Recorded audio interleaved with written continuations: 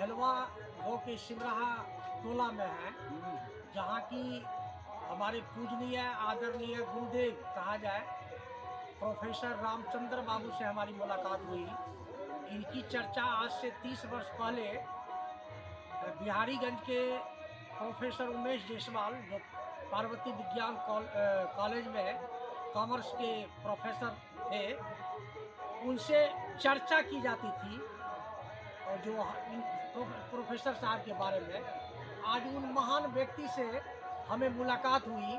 मैं कितना भाग्यशाली हूँ कि आज सिमराहा गांव में एक मुंडन धनिक लाल यादव के पोत्र के मुंडन संस्कार में गुरुदेव से मुलाकात हुई। और आज राष्ट्रीय धूम्रपान निषेध दिवस भी है।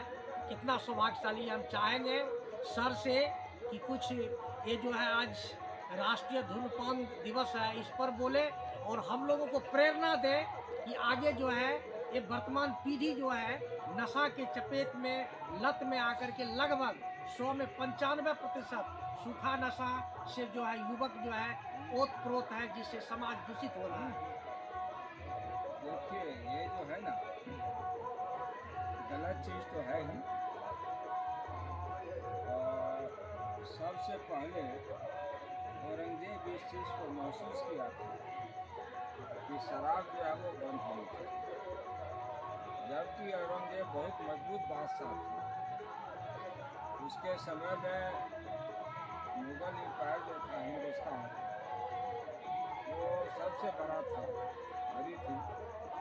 उन्होंने पहली बार 1686-87 में बीजापुर गोलकुंडा को जीता। फिर 1672 में नेपाल का पोर्शन था मोरंग।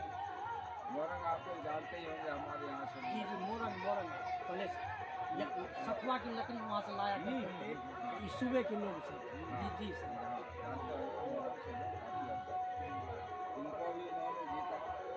उनकी एम्पायर बहुत बड़ी हो गई थी, मुगल एम्पायर था ना उस समय। जी जी। तो और बहुत मजबूत बादशाह था, उसको लोग क्रूर भी बोलते हैं। और बहुत बहादुर था, इसमें कोई शक नहीं है। वो 13 साल में सब भाग गया, पागल हाथी को कंट्रोल किया। 13 साल उन्होंने इस चीज़ को महसूस किया और शराबबंदी उन्होंने किया।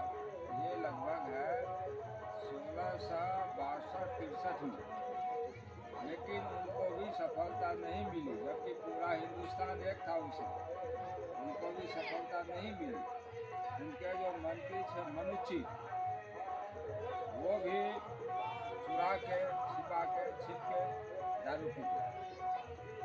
नीतीश जी के समय नीतीश जी ने प्रयास किया, पर हम इसको पूरी तरह से फल तो नहीं हुआ है। लेकिन नीतीश जी की एक तरक्की होनी चाहिए।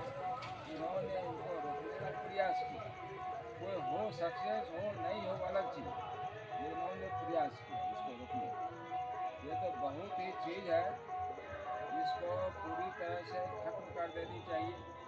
उसके लिए केवल पुलिस के डंडा से ही नहीं हो, आदमी को, जनता को आनी पड़ेगी। जो शोषण समाज सुधारक है, उसको आगे आना पड़ेगा। जगह जगह जाके बच्चे को समझाना पड़ेगा, परिवार को समझाना पड़ेगा। इससे कोई फायदा नहीं है, इससे नुकसान है। बहुत आदमी मर भी गया है इससे। शराब पी के सुने होंगे, बहुत आदमी मर गया। जी जी।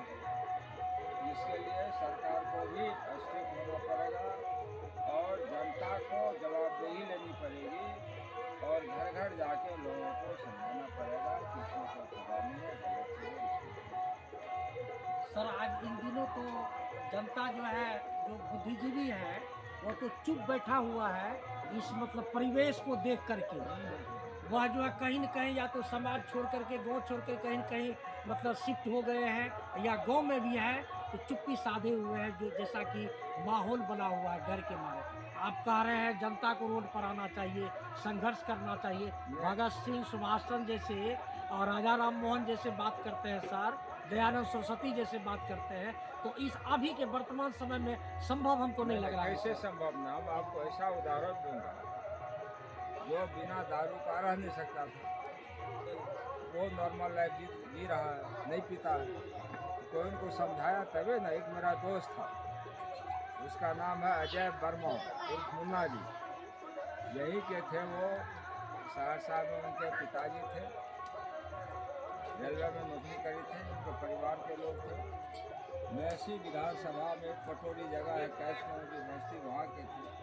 वो बिना शराब के रह ही नहीं सकते, उनका शराब थी। और उनका शराब ऐसा, उनकी ऐसी आदत लगी थी, उनकी पत्नी उनसे परेशान थी।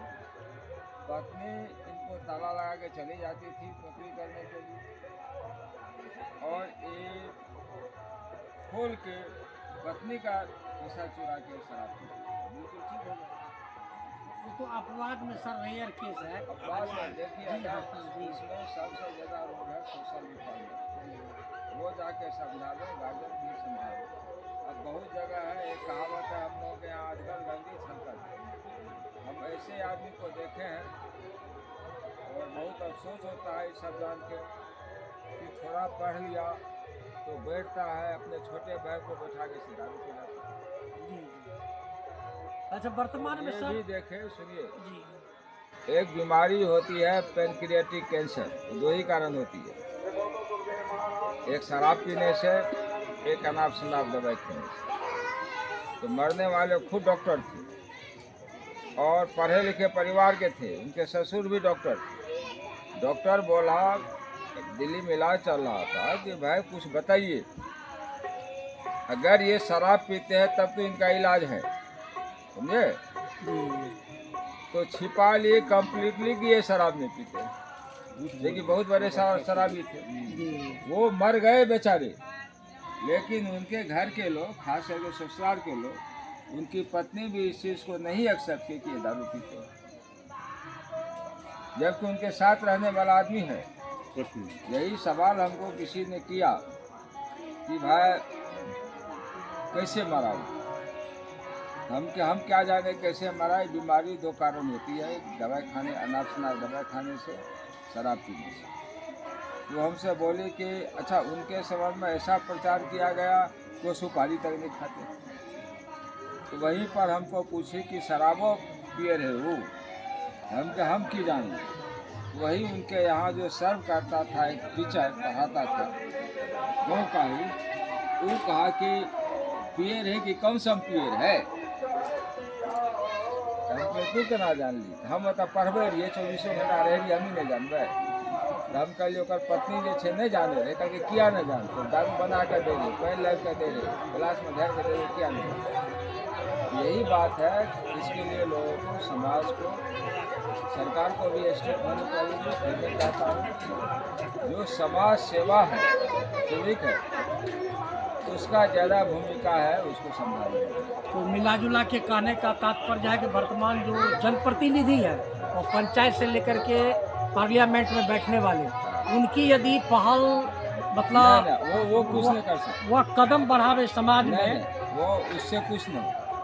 वो सोशल रिफॉर्मर है ना। जी जी निचले स्तर का भी काम है। जी जी एमएलए एमपी को उतना फुर्सत नहीं है कि जगह जगह के समझाए, जी एक मीटिंग करके बोल सकता है। इसमें बहुत कड़ी मेहनत की जरूरत है, जी समझे।